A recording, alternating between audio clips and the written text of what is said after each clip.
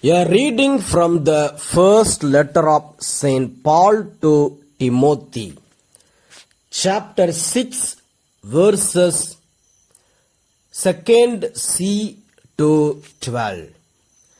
Teach and urge these duties. Whoever teaches otherwise and does not agree with the sound words of our Lord Jesus Christ and the teaching that is in accordance with godliness is conceited, understanding nothing, and has a morbid craving for controversy and for disputes about words. From these come envy, dissension, slander, base suspicions, and wrangling among those who are depraved in mind and bereft of the truth, imagining that godliness is a means of gain. Of course, there is great gain in godliness combined with contentment, for we brought nothing into the world, so that we can take nothing out of it. But if we have food and clothing, we will be content with these.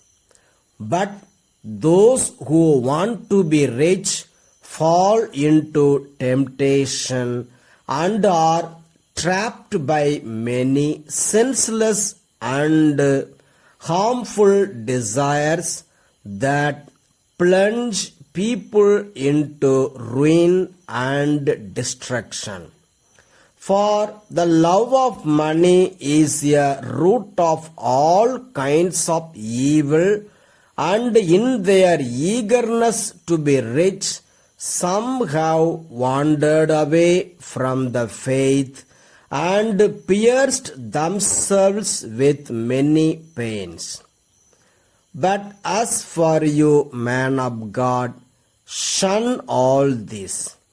Pursue righteousness, godliness, faith, love, endurance, gentleness.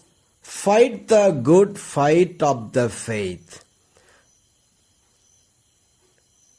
Take hold of the eternal life to which you were called and for which you made the good confession in the presence of many witnesses.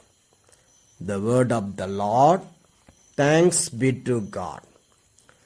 A reading from the Holy Gospel according to St. Luke, chapter 8, verses 1 to 3. Some women accompany Jesus. Soon afterwards, Jesus went on through cities and villages, proclaiming and bringing the good news of the kingdom of God. The 12 were with him, as well as some women who had been cured of evil spirits and infirmities. Mary called Magdalene, from whom 7 demons had gone out, and Joanna, the wife of Herod's steward, Chuza, and Susanna, and many others who provided for them out of their resources. The Gospel of the Lord. Praise the Lord of Jesus Christ.